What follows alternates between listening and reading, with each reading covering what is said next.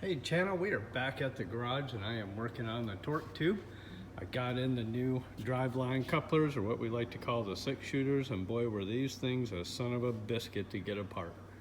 Like I showed you in the last video, these are the broken, tore up ones that we replaced. They're cracked, dry rotted. Not quite as bad as those, but still in pretty bad shape. So I got this all put together. Sorry I didn't show you that process, but there was so much clanking and banging, and you can see from the amount of tools. It took some serious tools to get this thing apart. And I need a new torque bit now.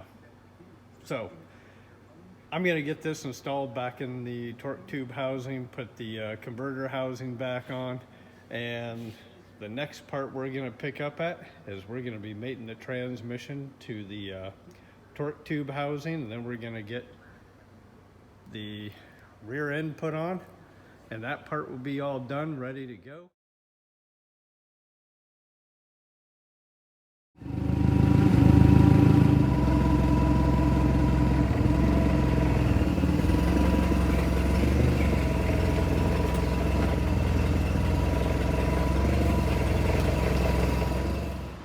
So on the boosted Corvette project, we got the transmission put in.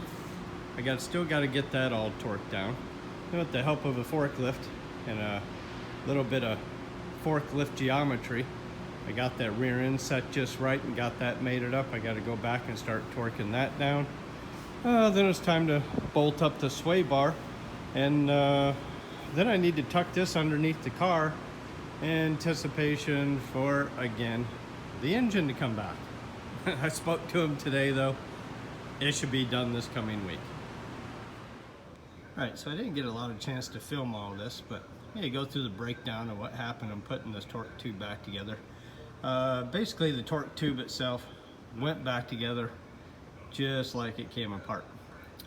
I put the new yank converter in, and I put the bolts in, got that all torqued down, and I got the RPM transmission out of its case, and with the help of a couple of guys here in the shop, I lubricated the shaft real well on the converter, and a couple of us lifted it into place and spun the drive shaft until it caught the pump gear and slid right on. And now I just got to go through and I got to torque down all of these bolts.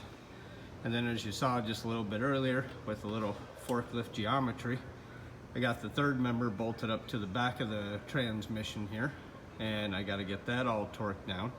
And then basically I got to run the wiring harnesses, and that'll be about it for this whole section until it's time to get it mated up to the engine. Again, there's the converter that we put in there, and that went down a little bit. Instead of a 3500 stall converter, this is a 3200.